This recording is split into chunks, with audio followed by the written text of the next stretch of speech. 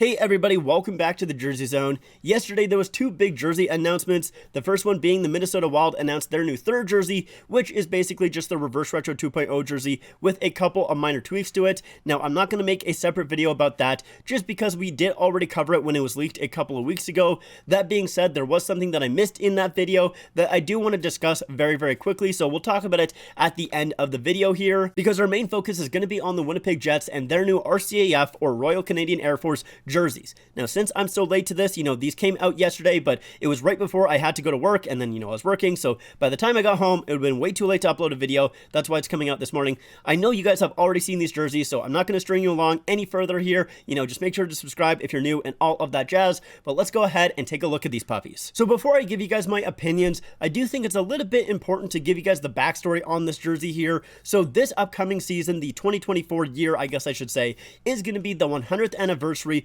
of the Royal Canadian Air Force. Now, this is very important to the Jets because their logo is specifically paying tribute to the Royal Canadian Air Force, so obviously they have very close ties there, and it makes sense why they're trying to celebrate that 100th anniversary for them. And the reason the jersey looks like this is because there was a team called the RCAF Flyers who represented Canada at the 1948 Olympics, and that is what this jersey is kind of throwing back to. It's very close to that old school sweater, I guess it would have been back in the day. Obviously there's some minor tweaks to it. The collar, the logo itself is the biggest thing, but yeah, I just think it's a little bit important to have that backstory there. That being said, I hate this jersey. I do not think it looks good whatsoever. It's awful, honestly, in my opinion. When I saw this, I was like, that kind of looks like a Walmart jersey. Like, it just does not look good at all. I do think that this jersey has a couple of good ideas, but they just end up falling a little bit flat. The first one that I like the idea is the powder blue there, the baby blue, whatever you want to call it. I really do like that color. However, it's the rest of the colors that really throw it off for me, specifically that red. I just don't think, that powder blue and the red look good together, and I know it kind of has a similar color scheme to the Florida Panthers Reverse Retro 2.0 jersey, and I think I'm one of the few people that I don't really love that jersey. I really want to like it. Like with this jersey here as well, I want to like it because I love the main color of the jersey, but I just can't with the rest of the colors. I just can't with that red there. I just don't think they look very good together. I do like the thin shoulder yoke, however, I don't like the fact that it's squared off. Usually I don't mind squared off shoulder yokes, but when it's thin, I just don't think it works as well. Would have much preferred if it was rounded, kind of like the Minnesota Wild and their Winter Classic jersey from 2022, I believe. I think that is a very good comparison because, both jerseys have red shoulder yoke, and I do think the rounded looks a little bit better. And since we're talking about that Wild Winter Classic, the Jets jersey also has the stripes in the chest. Now, I didn't really like it on the Wild Winter Classic, and I really do not like it here, mostly just because the logo comes up into that red stripe, and I think that looks really bad. I know that's how it was on the previous jersey, but just because that's how it was on the previous jersey, I don't think it makes it any better here. To me, it just feels like the logo's not centered properly. Now, that being said, I don't think moving it down would have helped a whole lot, at least in terms when you're wearing the jersey, because at that point, then the logo is basically on your belly, which on some jerseys, it does kind of work like that, but it hasn't been like that on like pretty much any of the Adidas jerseys, at least, from my mind right now. I can't think of any Adidas jersey that really had the logo that low, so I think it would have been a little bit strange to have the logo, that far down. So I don't really have any suggestions to improve it. I mean, maybe you can move the stripes up a little bit, but I don't think that will look good, honestly. I just don't love the placement of that logo. And speaking of the logo, that's another thing that a lot of people were complaining about. The rest of the jersey does feel very old school, kind of like a Winter Classic jersey or a sweater, because that is what it's based on, but the logo feels very new, very modern, and it just clashes. It doesn't look that great, and I definitely agree there. I understand why they would want to keep the logo on this jersey, considering it is supposed to be a tribute to the RCAF, but it's just two different time periods clashing together. The jersey comes from 1948 and the logo comes from 2011. That is like a 60-year difference.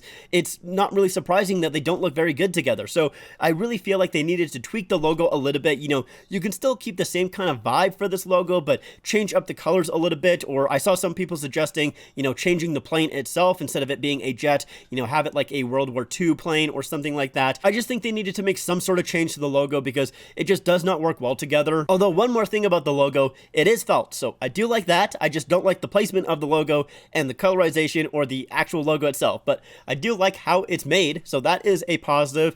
And also the other parts of the jersey that are false are of course the customization kit. So we can take a look at the back of the jersey here. The numbers on this jersey are navy outlined in white. They are felt, which is great. The one thing that's a little bit strange is there's no white on the rest of the jersey outside of the logo itself, so even though honestly I don't mind that, I think I would have much preferred a lot more white on this jersey, but I still think that looks fine. The part of the customization that I almost love is the fact that the navy striping there gets interrupted by the nameplate, but I just wish the nameplate wasn't there. Like, I wish the navy stripes still got interrupted, still left room for the name, but the name was just stitched directly onto the jersey. I think that would be very, very cool. The big issue with that, of course, is the length of players' names. You know, some players have very short names, others have very long names, so where do you stop that striping? You know, you can't stop it in the middle, because if someone has a very long name, then it would go over the striping and it wouldn't look very good, at least, you know, in my eyes. Or do you make it so it stops at the end of those very long names? Well, then people with the short names don't also look very good. Like, it looks pretty weird. So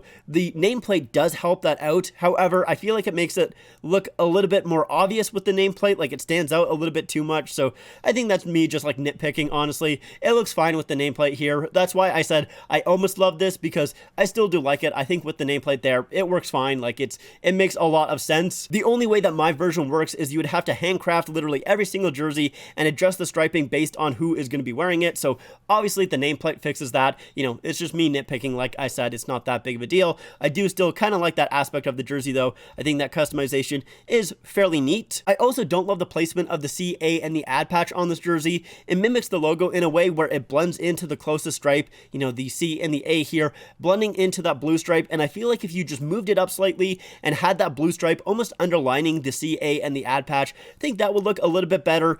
As it is right now, it feels almost a little bit too crowded, like especially with that logo coming up into the red stripe as well. I just feel like those stripes need a little bit of breathing room. It's just a little bit too cluttered there. But the last thing that I do want to talk about is the actual uniform of this jersey, specifically those gloves. Now, usually I do like brown gloves. Obviously, you know, they give off those old school vibes. That makes sense with this jersey in a way, because it is throwing back to a very old jersey. However, it doesn't match anything on this jersey. You know, there's no brown in the rest of the jersey. There's no brown in the rest of the uniform. So it just stands out a lot, and I just don't think it looks very good. Maybe if you added brown pants, it might look a little bit better, but honestly, I'm not quite too sure.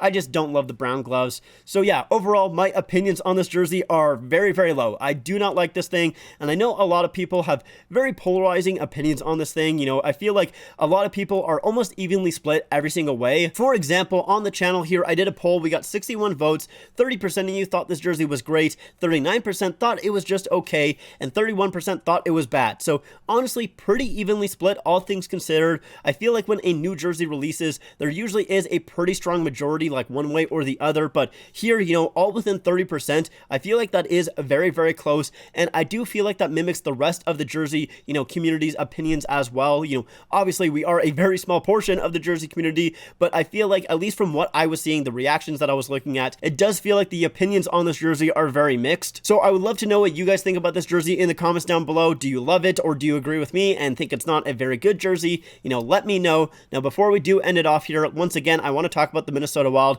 very briefly. The thing that I missed with the Wild's new third jerseys is that the C and the A are actually going to be held by the Minnesota State outline. I think that is very, very cool. It is something that we saw when we talked about the scrap jerseys for the Minnesota Wild. I think that was a couple of months ago now. I don't really quite remember how long it's been, but those jerseys there had basically what is on this jersey, you know, the state outline holding the captains and the alternate captains patch, and I think that's very, very cool. It's definitely a lot of fun, and it helps balance the jersey a little bit more because it does only have one shoulder patch on the right hand side, so it kind of helps it out a little bit. I still don't think it's great. I still would have preferred two shoulder patches, but I do like this addition here. I think it is pretty cool. So yeah, anyways, that is going to do it for me. Thank you guys so much for watching. I hope you guys enjoyed. Like I mentioned, let me know what you think about the Winnipeg Jets jersey in the comments down below, as well as this Wild jersey. And also, if you like the video, make sure to leave a like, make sure to subscribe to the channel, and follow me on all my social medias. Links are in the description there. But like I said, that's it for me. Thank you so much for watching, and I'll see you guys next time.